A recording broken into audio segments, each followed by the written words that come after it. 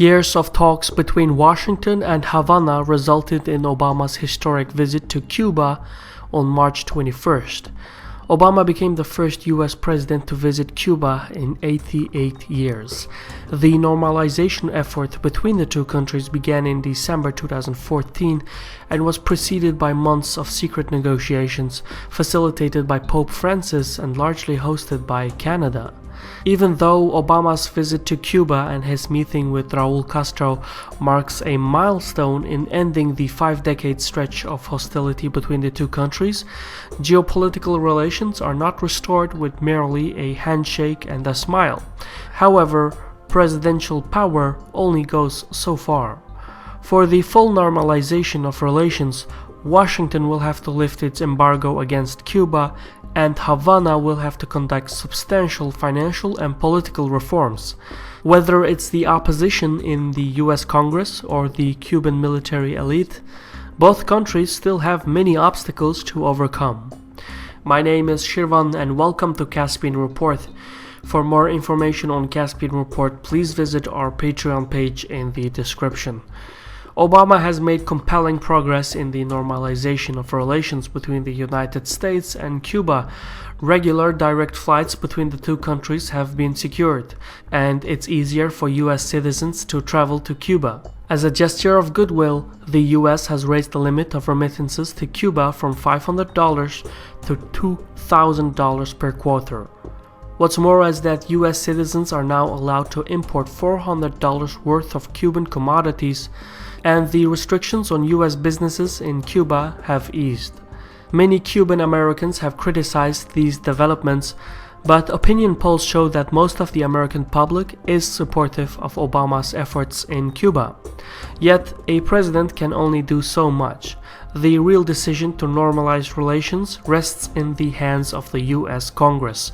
Currently, the embargo is held in place by a number of legislations, and one of the most controversial issues is the Cuban Liberty and Democratic Solidarity Act of 1996, better known as the Helms-Burton Act.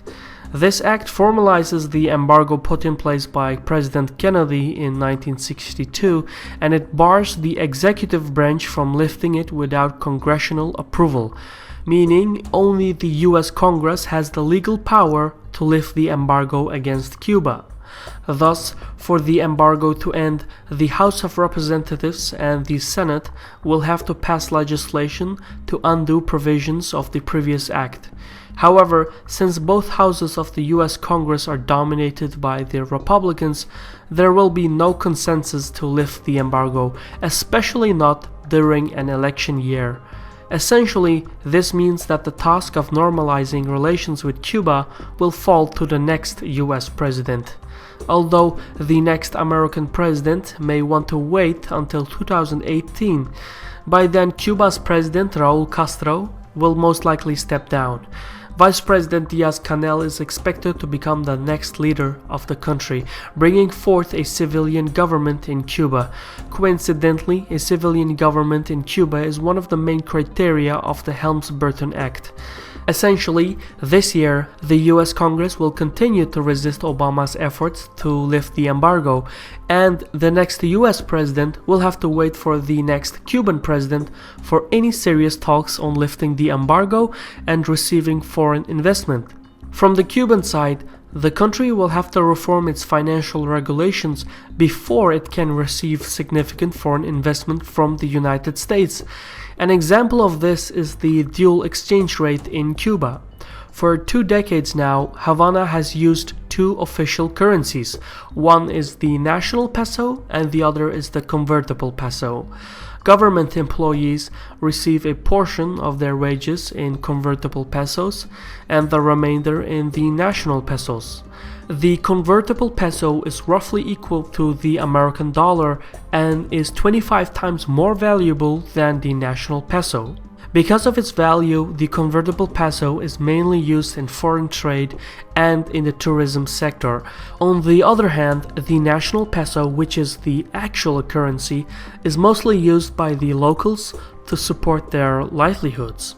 This complicated currency system is not only discouraging foreign investment, it's even confusing for the local Cubans. For example, balance sheets and financial transactions are often distorted by these two different pesos. The Cuban government is planning to merge the two currencies into one, but unifying the two pesos will come at the expense of the Cuban people, and the social impact of such a move will depend on the execution by Havana. If the government decides to swiftly remove the convertible peso, it would result in a sharp devaluation of the national peso. In such a scenario, the Cuban government would have a difficult time paying for its imports. And as an island nation dependent on import, inflation would skyrocket, leading to massive social unrest. Ultimately, there is no way out of this.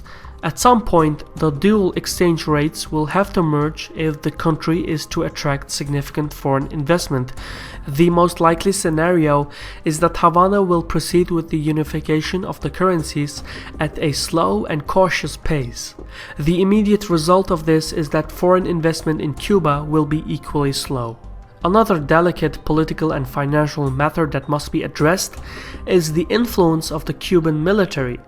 According to the Cuban investment law of 2014, the civilian government is authorized to approve or disapprove foreign investments in Cuba.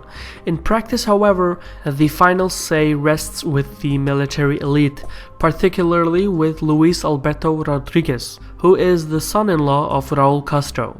Not much is known about Rodriguez. There are barely any photographs of him. We don't even know the date of his birth. Yet, Rodriguez is the chairman of BAKU, the largest business enterprise in Cuba and owned entirely by the Cuban Revolutionary Armed Forces. This conglomerate comprises about 57 companies. If and when the US removes the embargo on Cuba, General Rodriguez is the person who will decide which investor gets the best deals.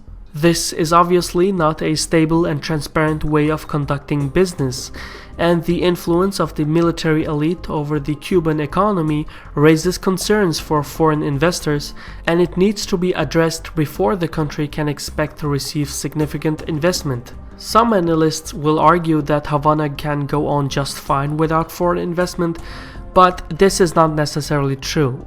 For years, Cuba has relied on Venezuela for subsidies and discounted oil imports. Caracas supplies Havana with an estimated 100,000 barrels per day.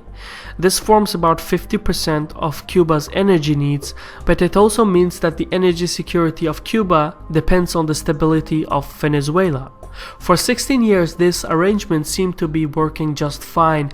However, for the past year, Venezuela has been experiencing a dramatic economic crisis. Caracas is facing the possibility of defaulting on its debt. Given these circumstances, it's doubtful that Venezuela can continue to supply Cuba. And it's worth mentioning that most of Cuba's electric sector runs on fossil fuels. So a shortage of Venezuelan oil will result in a shortage of electricity. Basically, if Havana's energy security remains unaddressed, the Venezuelan economic crisis will turn into an energy crisis in Cuba, which would carry enormous consequences for the government in Havana. Thus far, Obama and Castro have already overcome many complications. Still, a long and difficult path to the normalization of American-Cuban relations lies ahead. Before diplomatic and economic relations can be restored, the United States and Cuba have their own issues to deal with. Washington has to find a way to get both houses of the US Congress aboard the plan to lift the embargo, and Havana has to cautiously implement economic and political reforms. Yet, the lack of energy security means that Cuba cannot wait too long on these reforms. For now, however, the leadership of both countries will have to maneuver along the limitations that have been set forth. This was a Caspian Report by me, Shirvan. I want to thank the following people for their contributions on Patreon, and if you want to support Caspian Report as well, please visit our Patreon page in the description. For now, thank you for watching, take care, and Sagol.